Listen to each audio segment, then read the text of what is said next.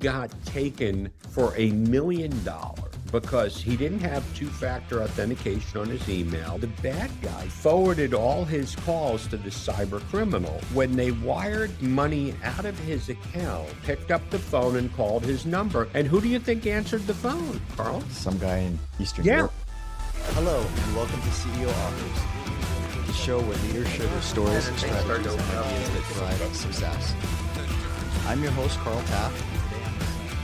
Scott Augenbaum, welcome. Did I be here with you right after the holidays? Yeah, appreciate you taking the time. Good to be with you. So, in my research, I would describe you as a cybersecurity evangelist. What would you say to that? That's a pretty good explanation. I finally found something for a guy who talks too much, how to make a living doing what I love to do, which is just sharing what I've learned during my decades with the FBI with one goal: to keep people safe. Yeah, I appreciate that. But as we were talking beforehand, you didn't grow up thinking I'm going to spend my life in cybersecurity, right? So how did you find your way into Wow. the FBI, and how'd you get pulled towards this work or pushed? Well, let's just start out. Here I am. I'm about to turn 58 years old. I've been retired from the FBI for 8 years, have an amazing pension, had an unbelievable 30-year career with the Bureau, majority spent working cybercrime. I wrote a book. I'm traveling around the world, and people will go, "Hey, is that what you set out to do?" And I'm like, no. I mean, I grew up in Brooklyn, New York, raised by a single mom. As a Gen Xer, it was a little different. There was no such thing as helicopter parenting. And I didn't do well in high school and didn't really bother my mom because I was going from eighth grade to ninth grade. And when I got into community college, she was all excited, that I was just going to college.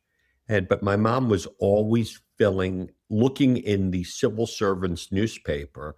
This in New York, if you weren't a rocket scientist, you could get a job as a bus driver, as a mailman. And she actually filled out an application for me to be a file clerk with the FBI. And on September 6th, 1988 is when I started my journey, making $5.50 an hour in New York City as a file clerk. That's how it all started.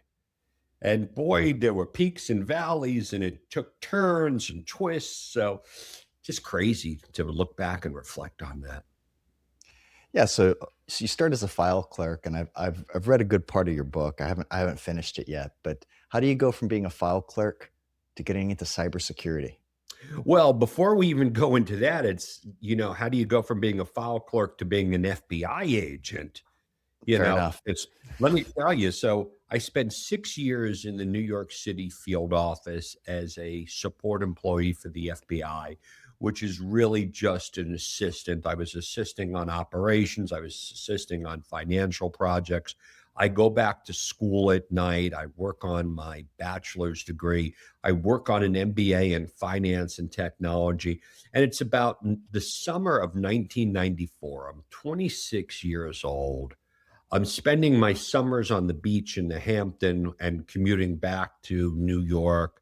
I have a lot of vacation time. I have a flexible schedule. I'm going out on Thursdays, driving out to the Hamptons, driving in Monday afternoon, working my shift.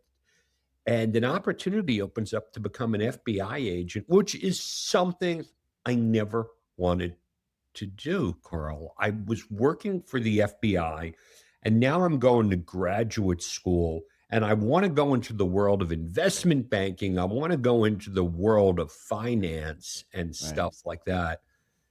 And I'm not smart enough to work for Goldman Sachs, so maybe I'll get a job when I get my MBA at Shearson Lehman, Dean Witter, or Bear Stearns. What do those firms have in common today, Carl? Do you know?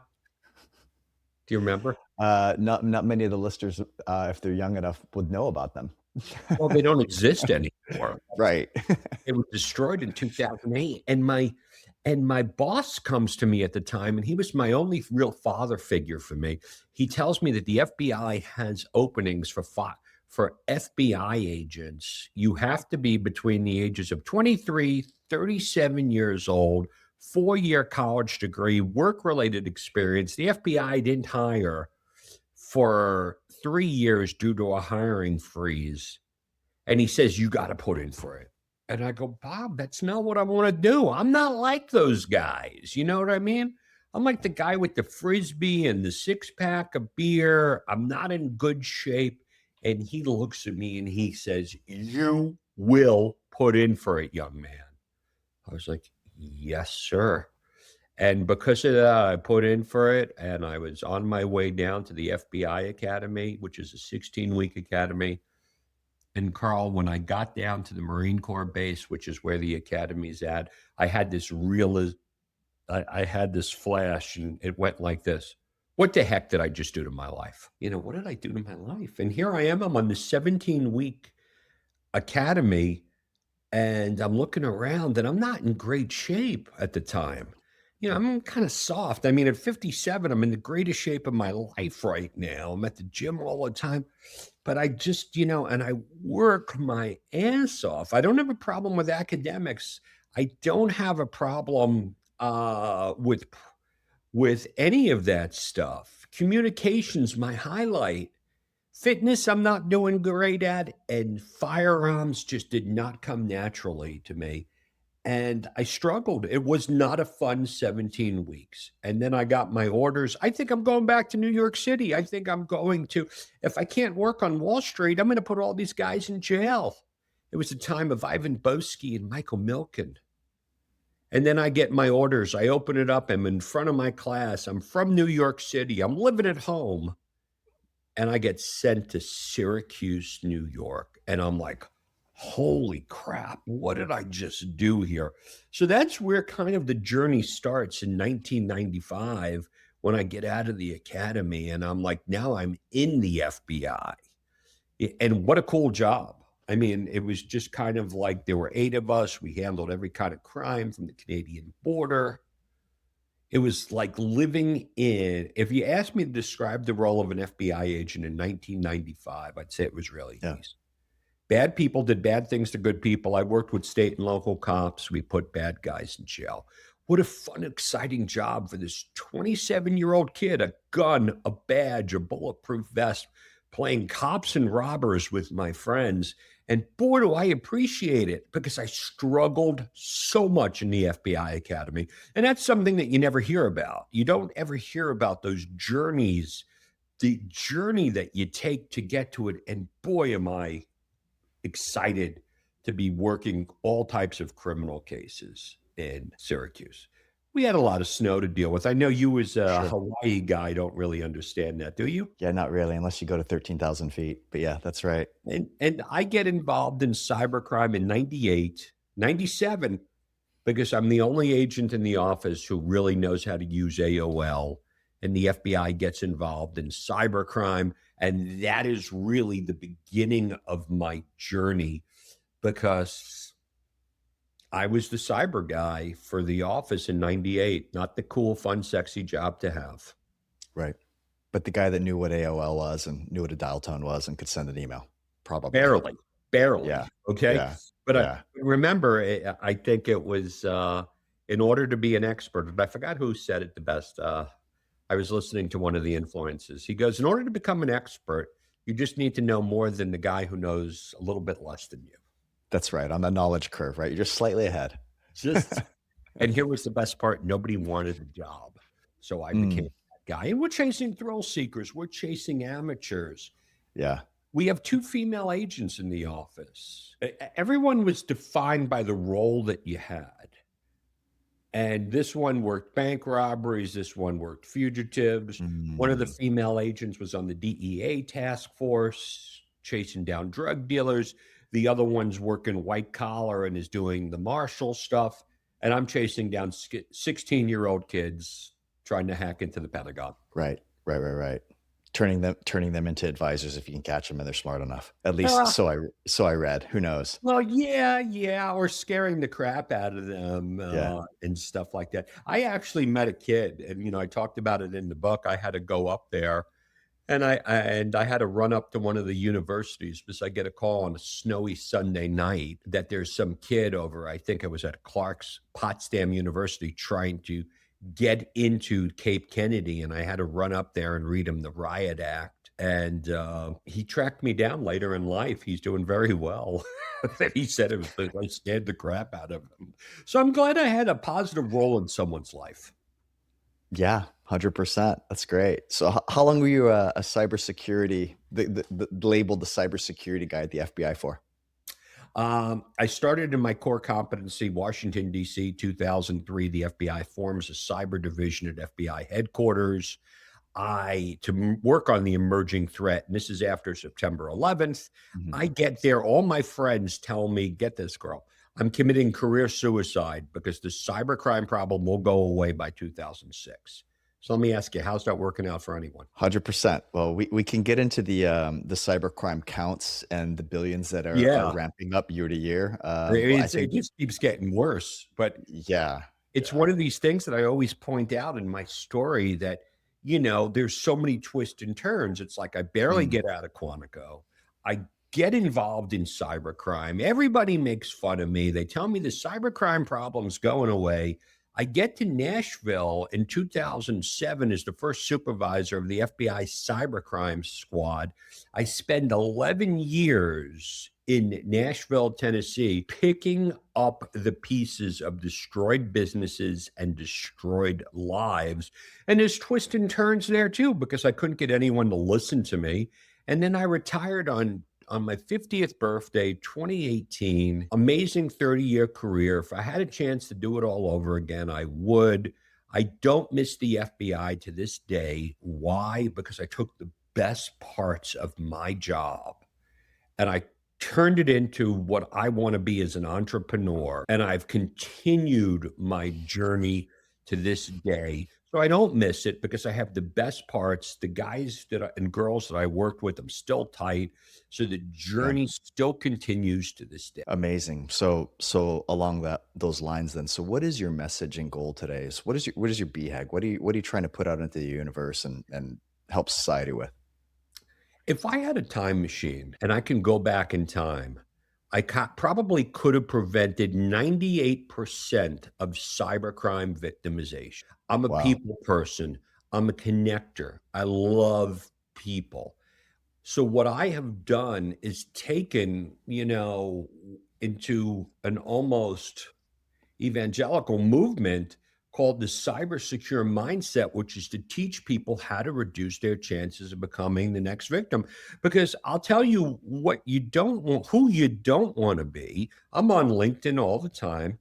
You don't want to be the last guy that I just talked to on LinkedIn who lost $37,000 in a cyber scam.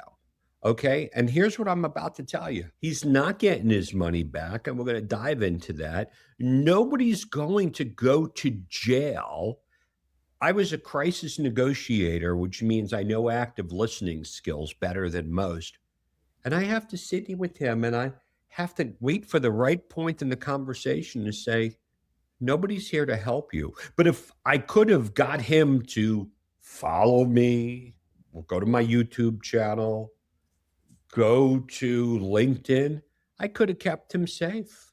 And that's what I do today. Like, I keep people safe. And as a result of me keeping people safe, large companies call me and I build programs for them to keep them safe. So the more I throw back into the universe, the more I get. And I love this lifestyle. Love that.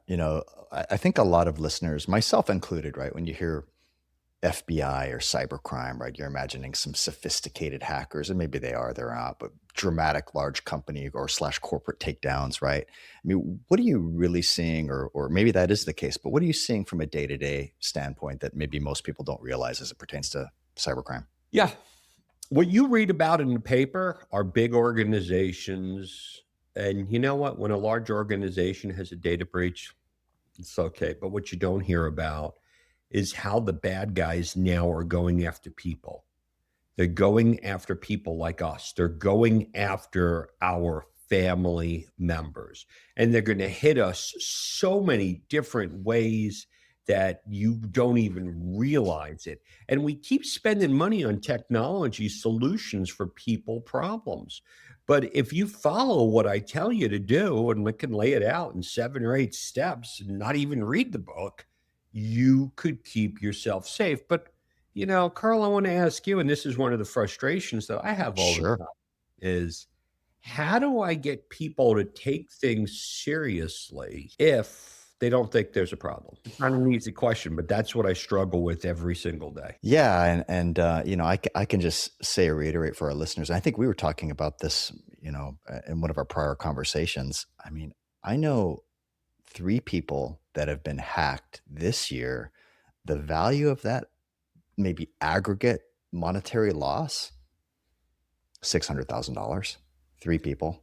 Wow. And it's a personal deal, right? I wanna get into this with you, right? Like, there's there's software protection services, there's behavior, and then maybe there's another, bucket to protect somebody, but really sounds like a big part of it, at least from my experience, and maybe yours is different, that it's personal habits. Like, stop clicking on stupid stuff. I mean, I say that,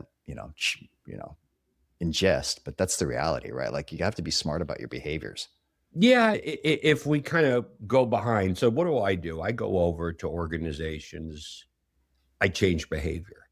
And I kind of have a really interesting behavioral process that I use, and I want to Yeah, explain it to people here because I think, and the good thing is, can you do it in an elevator pitch? Can you do it in 2 to 3 minutes? That's hard for me, but I want you to get this straight, and let's just see. And I'm going to get to it, and we'll come sure. out. I retired in 2018. I didn't think the problem could get any worse than it was in 2018, and today here we are 8 years later, and the problem is out of control. Now, there's debates on the numbers. I was saying it was a $3 trillion problem in 2018, going to a $6 trillion problem. Today, there are people saying it's a $15 trillion problem. But let's say I said it was a 15 billion. Is that still a big problem? We can't even tell the difference. So the problem got worse. So 8 years ago, I was saying that the problem was getting bad. Do you think, is the problem getting better or is the problem getting worse? What do you think? What do your listeners think? Can't speak for my listeners, but I can tell you, I think it's getting worse. I see it more and more. And Worse. and clearly there are services that are popping up all around to try and protect people. But I think, to your point, and what the book promotes, is a lot of it is human behavior. Yeah. That covers a big portion of it. Absolutely, because we can't outspend our way out of the problem. As if we had two graphs, we would see a problem getting worse and money being spent. It means what we're doing isn't working, okay? Because Mhm, we're not mhm. focusing on issues. So that leads me, so that's the first part of my behavioral change. I have to Yeah. explain to you that the problem is going to get worse and you're still going to spend money. Then, after dealing with thousands of victims, I have what I call the 4 truths of cybersecurity. The first truth is none of my victims ever expected to be a victim. Why would anyone want to target us? I can almost tell you that the 3 people that fit into that same category. They didn't Mhm. expect that they fit the victim profile. Why? Because they were a small business. Maybe they were a small family office that only had $100 million in assets, and they said, "We're not as big as the Perot Foundation." Right. Or maybe it's a small business who said, "We're not as large as Hospital Corporation of America, which is a $54 billion company. We only have $500 million in revenue." I had $500 million. So that's the first truth. And I'm going to bust that myth. Cyber criminals do not care who you are, they want access to your stuff. And what is your stuff? Your name, your date of birth, your social security number, your bank account password, your children, your parents' 401k. This is not just a business issue. So if you have a listener out there that's saying, "Hey, we're just a small financial advisor, we don't manage a lot of money." doesn't matter. So I want to walk through each one of these truths with you. Tell me what your thoughts are on this first truth. No victim expects to be victimized. It could never happen to me. I have McAfee on my computer. How is that? Like, I'm not a problem. Like, I'm not at risk. I hear that all the time. And let's take this on the business side of it. We are HIPAA compliant or SOX compliant. We have X, Y, and Z product. We just had a pen test. Or if you're a small business, we have an MSSP that has a lot of tech in our stack. And that does not, all of my victims all had the same thing. So that's the first truth. The second truth about cybersecurity is once the bad guys steal your stuff, and think about it, whatever is your stuff, your money, your client list, your kids' innocence, you get hit with the ransomware. Law enforcement finds out your information is on the dark web. When the bad guys steal your stuff, you're not getting it back. And in certain cases, you might, but in my cases, there's really not many. I have maybe 7 or 8 really good stories of being lucky. I had a victim the other day, and I want to explain it. Please. He got taken for $1 million because he didn't have two-factor authentication on his email, which is a second form of authentication. And then he didn't have two-factor authentication on his Verizon platform. So the bad guy got into his Verizon account and forwarded all his calls to the cyber criminal. So when they wired money out of his account, the bank, per bank policy, picked up the phone and called his number. And who do you think answered the phone, Carl? Some guy in Eastern Yeah. Europe. And they said, do you want to send this money out? And he goes, of course. Now, here's the hard part of what I deal with. So they were able to claw back $700,000. So his loss is only $300,000. This isn't a data breach. So the cyber liability insurance isn't going to cover it. The bank followed policy. And at the end of the day, if this guy heard me talking on your podcast saying, well, he only lost $300,000. That's a pretty good day. He didn't lose $1 million. How do you think people feel about that? Right. Right. Horrible. And I've had losses where I had someone in a pig butchering, which is a cryptocurrency romance scam, which if we have time, I can go into any of these stories. But let's fast forward. When I spoke to him, and he was a high net worth individual. Did you hear how I phrased this? He was, because he ended up sending the bad guy $5.4 million over a course of 2 years. And after he said to me, he goes, Scott, is there any way I can get my money back?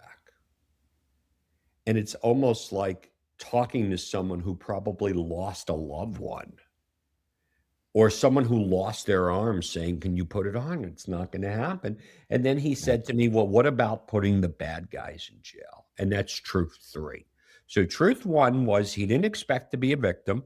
Truth 2 is he didn't get his stuff back. And let me ask you, the 3 people that you know, did they get any of their money back? No. Okay. And now we're going to go to truth 3. And truth 3 is putting the bad guys in jail is even harder than getting your money back, because the bad guys are located overseas. They're located in China. They're located in Russia. They're located in West Africa. They're located in the Far East. And even though the U.S. government is doing as good of a job as possible to, especially the FBI and the Secret Service and the Department of Justice, because these guys take so much offense when I say this, but these guys will work years and years to indict someone, but you can't indict someone if they're not coming back. So putting the bad guys in jail is really challenging. So let's really now let's talk about the behavioral loop. Because I want to ask you, Please. cybercrime problems getting worse. We keep spending more money. Yep. Nobody expects to be a victim. Your stuff is stolen, you're not getting it back, and nobody's going to jail. So how does that make most people feel when they hear a retired FBI agent saying that? Well, it feels pretty dire to me, but I better start doing something to protect myself, right? Hence why Well, we're here. yeah, but this is also where it Yeah. comes. I mean, imagine if I went like this. Well, if you just buy this brick that I created, and this is when I had the fourth truth to cybersecurity. And I figured this out in 2016 after I had a victim who lost $700,000. And I'm sitting here with the family and I'm going through these steps. Couldn't get the money back, couldn't put anyone in jail, and they're Yep. beating the crap out of me emotionally. What do you mean? How come you couldn't do this? Mm, You're the FBI. I bet if it was your father, you would work later. That was the most painful part of my job. I joined the FBI to help people and I couldn't help them. And then I realized, and I wanted to put my arm around the victim. And this is where the fourth truth of cybersecurity is. And I wanted to say, well, if you just would have done these 5 steps, this would have been prevented. right. And then, Carl, I went, holy crap. I go, this is almost 90% of my cases. And I know I'm oversimplifying it. And it's the fourth truth to cybersecurity is a majority of cybercrime incidents can be prevented if my end users were only armed with a couple of key pieces of information. And that's when I started my thing. And I was like, wow. And then I go, this is great. I'm going to go out, I'm going to save the world. But I go over, I speak at conferences, and I'm going to make the same offer here today. For anyone here who wants to read my book, The Secret to Cybersecurity, you're going to reach out to me and I'm going to give you a copy. And Carl, I'll do this. So then I'll go into it on my presentation. I will give people a list of things that they do. And then I will tell people, connect with me. I Mhm. make them jump through a little hoop. Hey, hit me up on LinkedIn. Send me an email, and I'm going to send you the audio copy of my book. And what do you think the average response rate is for people who take me up on my book offer? I'm going to guess 1 in 10, maybe. Yeah, about 10%. And I used Yeah. to get very frustrated. I go, what am I Yeah. doing wrong? I must be a bad entrepreneur. I can't even give books away. And then I realized that I can only help those who want to help themselves. And this is what I do. And we can talk about some of these tips and tactics, or we can dive back into anything that I talked about. But that's how I try to change behavior. Yeah. And I'm not saying we don't buy products. I'm not saying we don't buy services. But if you don't do what I tell you to do for free, it doesn't matter what you spend money on. Yeah. 100%. I think people want the Ozempic shot, right? And I don't versus blame them. maybe Listen, getting out of work. It takes work, right? Work and time. nobody wants Um, to do that. And even when I built training videos for companies, first I did 10-minute modules. yeah. That's way too long. Then I got 3-minute modules. That's way too long. Yeah. And now it's like, hey, can you keep it in 45 seconds? And I'm like, Yeah. I don't know. You got to give them what they want. Yeah. To a Yeah. degree. So that's an interesting one, right? So you're talking about the 10% of people that take you up on your offer and talking about this being human behavior. And just for the listeners, I was doing a little bit of research before hopping on this call or this show. The numbers that I have, and you can feel free to correct me here, for 2024 was $16 billion worth of breaches in the US alone. And that's reported, right? Over, let's say, 900,000 incidents. And again, if it's reported or not. But that's the average of it's an average of about $18,000 a breach. So we're talking about the average hitting, Main Street, or if you will, or civilians. And that's a lot of money for a lot of people, right? That's a ton of money. And I'm going to tell you, from being an FBI agent, in 1 year, I touched about $150 million worth. Now, remember, the clearinghouse that's covering that is different. Hmm. Okay.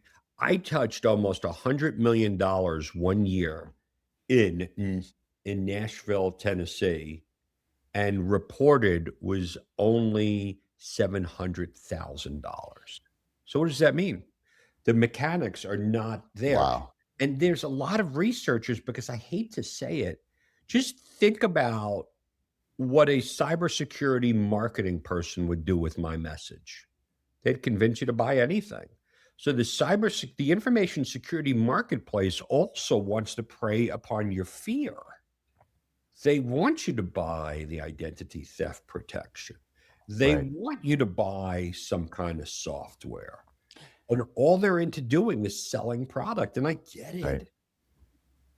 Right. Well, I thought that was alarming when your book, when you said that those types of protection software products typically only protect it, what was it, 30% of the time? Did I It's remember that not that correctly? they protect it 30% of Yeah. the time. It's the fact that today I'm going to say that a majority of the cybercrime incidents are human behavior. So Mm. let's almost say it's going to prevent 100% of viruses. The Okay. cybercrime tactics have changed. And the one thing, so when people say to me, okay, Scott, you scared the crap out of me. I'm yours. What should I do? Right. And I'm like, okay, first thing let's do is freeze out credit, okay, with the credit reporting agencies. Because when you freeze your credit, it's your name, date of birth, social security number has been exposed on the dark web. No antivirus in the world is going to protect you. And we can't have people going like this. Well, I have McAfee or PCmatic Hmm. or anything else, which are great products. They're not designed to stop bad guys from getting access to your information. So you go to the three credit reporting agencies and you freeze your credit. There were, I think, 20 million people impacted by identity theft last year. Okay. That'll be boom. You'd knock that out. The second thing that we need to have people to do to understand this, and this is a very, very big part of it, which I don't think people cover enough, and I don't think people are interested in hearing it. Yeah. But social engineering is the number one tool in the cyber criminals tool belt. And in the old days, it was solely email. You'd get an email from somebody. Well, today it's so much more because now we have the use of artificial intelligence. It makes the emails look real, and the bad guys are using this, and it's so affordable to really create these great emails. So, social engineering, what is it? It's tricking people into doing something they normally wouldn't do. Hmm. And it's usually getting someone to click on a link, download a piece of software, go to a website that steals your username and password. So let's just say for a second that somebody tomorrow invents a tool that's going to keep email 100% safe. Problem solved? Mm-mm. Because now we have text messages. Same thing. You're going to get a text message from your insurance company saying that your rates have just went up. Click on the link. Or you're getting a telephone call from your bank saying that there's attempted fraud. Or what if it's a Facebook message or a social engineering? Or Right. what if it happens to be I had an individual who went to Google, typed in search results for a product, and the cyber criminals put something in front of that site and stole all their money.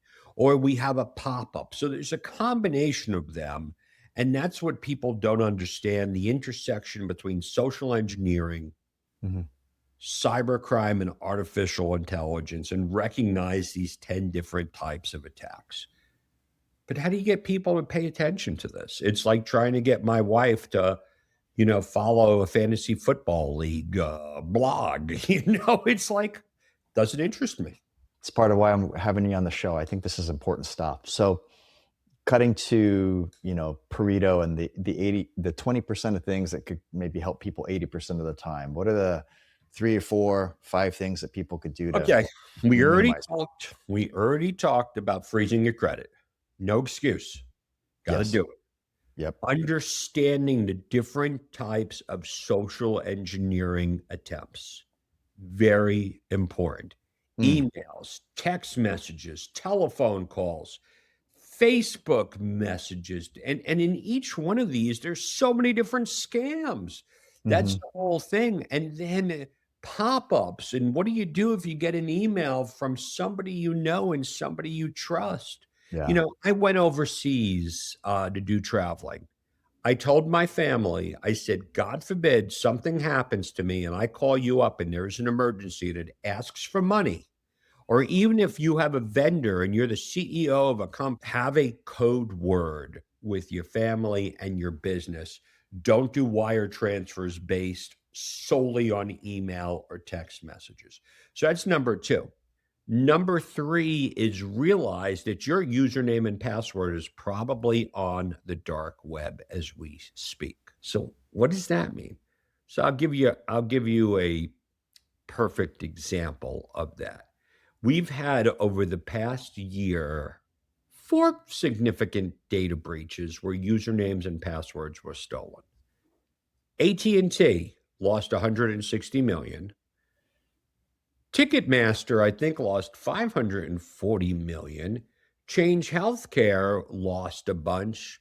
And then Google lost a bunch. And every time this happens, they tell us to do a password reset. So we reset our password.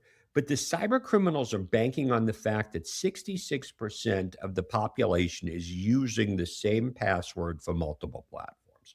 So let's pick on AT&T for a second. I have AT&T.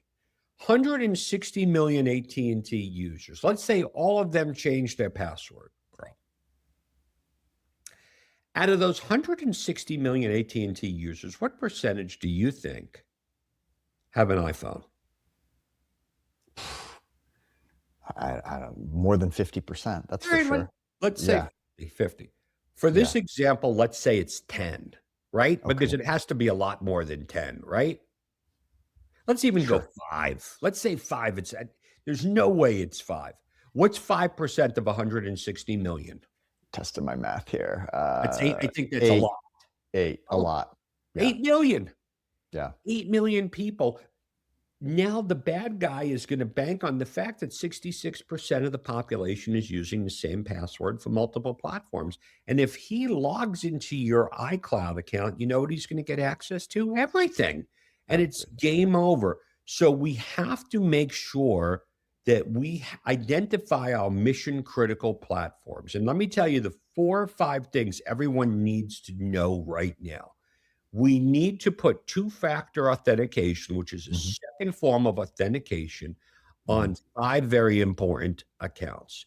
The first one is our router at home. Carl, what do you use at home? I use Xfinity. What do you get? What do you use in Texas? AT&T. What do you think happens if the bad guy logs into your AT&T account? Because all he does is he goes on the phone, he downloads the app, he takes your stolen username and password. You know what he can do with that? He can take over your entire network. And if you're working from home, two-factor authentication on your AT&T account or whatever is your ISP. Two-factor authentication on your home internet account. Not home internet, your cell phone provider. I use AT&T for myself. Needs to be on that because if the bad guys take over that, we need to make sure that whoever our phone is with, if it's either iCloud, we have two-factor authentication on our iCloud account. And if you have anything associated with your Google account, you need two-factor authentication on that. If people would do those couple of things, freeze your credit, understand social engineering, I realize your stuff's on the dark web, Mhm. identify those mission critical platforms, don't use the same password, and now use two factor authentication. That probably leads to about 90 to 95%. Now, I gave you a couple of platforms. Now, after I just told you those platforms, Carl, what else do you think is urgent that you need to make sure that I want you to go, oh crap, what else do you need to secure in your life? So something to secure, not a thing to do, right? So we're not An talking about account, an like account. What other accounts do you have in your life besides those 4 or 5 that you don't want the bad guys to take over? I'll give you a hint. What well, do you you didn't think say happens if I get into your LinkedIn account? What can I do? Do you have a I don't know. personal brand on LinkedIn? Sure. What would happen if I sent everyone a LinkedIn message Mm, saying, "Hey, it's Carl. I just wrote a new book. Click on this link and you can get a free copy." And everyone clicks on your link and they get their computer infected with got ransomware. it. How Yep. long do you think, how many friends do you think you'd have or business associates?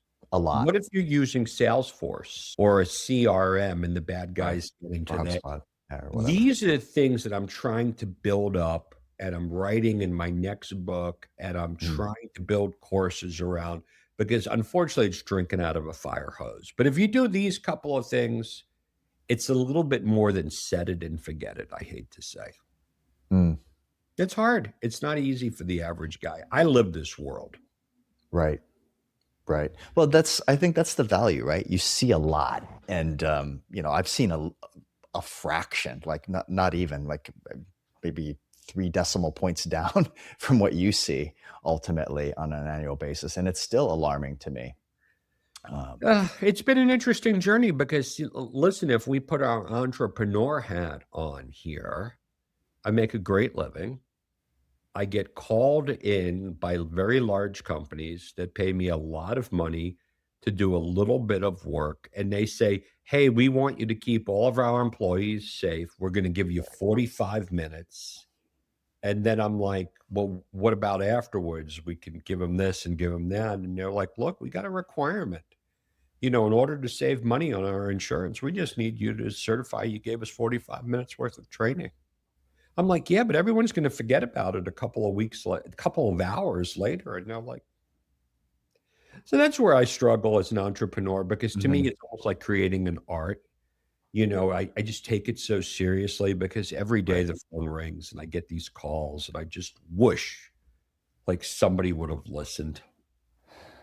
Yeah, yeah, and I imagine for you it's difficult or challenging at times talking to the corporation where it's really there's a little bit of a dissociation between outcome and action versus the individual that if it happens to me I'm hosed, right? But you still got to get them over that hump of activity, right? Activation energy for activity.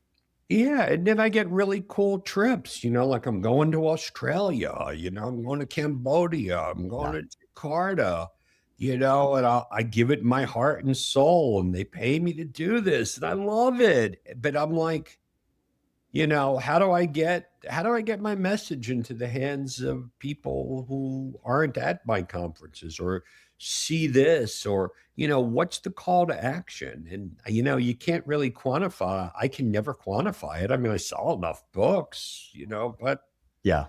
are we really keeping people safe? I don't know. That's my journey. Well, need more people like you, and at least you're not selling nuclear remediation chemicals, right? Where it's an event-driven market. I mean, your product is an event-driven market a lot of times, right? So much of it is preventative, and it's hard to get people to take action to prevent, just like selling a remediation chemical, right? It's not a problem till it's a problem, and at that point, it's too late. I And always say, "Hey, am I leaving a lot of money on the table?" Because you know yeah, what, I could work for some company and who would pay me to tell this to scare people, right, and kind of, do everything that PT Barnum, what PT Barnum and unfortunately online marketers say to do. I just felt right, very uncomfortable doing things like that. And I've had right. partners go like, look, you just need to come up with you need to come up with the close. If you can just close these people. Like, Yeah. Oh boy. I mean, the prevention of 98% of cyber crimes by human behavior and activity that costs, in my opinion, next to nothing except a little bit of time is bonkers. That's Yeah, I think I'm bonkers. oversimplifying it a little bit, but it's just Yeah, the regular people who call me, and through the use of artificial intelligence, it's just getting better yeah, and better. And, yesterday I met with my friend Bob, and Bob told me that his 84-year-old father-in-law just got taken for $1,000. And I asked him, I go, "Is he needy?" He goes, "No." I go, whatever. He just bought. You know what? But there are people here who yeah. that is their last $1,000 or I've seen these lives destroyed. And this is not a socioeconomic classification. It's not, an intelligence classification. I see doctors that get hacked. I see just ordinary middle class guys get hacked. There's no discrimination, right? It just if you make those bad choices and you get in the crosshairs of a cyber criminal, you're going to get taken. Yeah, and it's really all about the prevention side of it, and it's really, what do you do? And, I have some family office clients that have bought into what I do, and, I'm Mhm. just trying to make it into a model that people want, and, that would be half the price of a Netflix subscription where you could just because you need to have that constant reminders, and so I just started putting stuff on Facebook Reels and TikTok Mhm. just to Mhm. see what the universe would say. So I put some stuff on TikTok on Christmas Day saying, look, as we're all sitting around opening our presents and our guard is down, we're going to all be on our phone today. So let's Mhm. just make sure that you're looking there. And people are like, okay, hey, why are you fear mongering on Christmas Day? And I'm like, oh boy. You I'm like, Grinch. oh boy. But you're right? There's value in understanding like, oh, here's a guy, he's my cybersecurity angel, if you will, right? Guardian angel. And he's just gonna ping me until I get to, X, Y, and Z. And well, it's not a perfect solution. It's 80%, It's 90% it's there. just And like, being yeah. aware, but we all Mhm. live in that it takes effort, and we never thought I was at a presentation in Dallas, and they gave me 2 hours to train their folks up. It was a bunch of, relocation professionals, Mm. and the woman said to me, she goes, "Scott, so what you're telling me is we're never gonna be able to go back to where we were 10, 15 years ago." And that's when everybody that 10, 15 years ago, our kids didn't all have iPhones. Our senior parents all didn't have iPhones with banking, and you didn't have to worry about these things. And people are like, and every once in a while, my wife goes, "Why are you so cynical all the time?" And I'm like, "You don't live in my world." I just Yeah. listen, I want to work until problem stops. And unfortunately, I don't think I'm gonna ever slow down doing what I do. The world needs more voices like you, and certainly appreciate, you coming on the show and sharing this information and guidance with our guests. Yeah, and I'd love to put something in the notes section for anyone here who's listened a little Easter egg. If at the end, if you've listened to this, hit me up, and you're gonna get the audio version of my book. Oh, absolutely. We'll put that in the notes. Is there any other places that they could go, websites, if they want to connect with you on LinkedIn? Yeah, By all I means. hang out on LinkedIn a lot. I'm Mhm. starting to try to figure out YouTube. I'm starting with the help of my kids to try to figure out TikTok. I do some stuff on Facebook Reels, and then my old friends make fun of me, so I have to continue the confidence with that.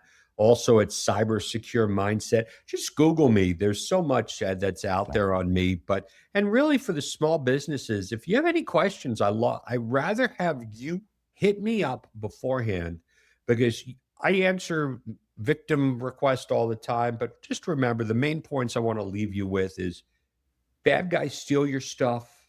You're not getting it back. Could be you, you're seeing your parents or your kids. It's really hard to put people in jail, but most things can be prevented.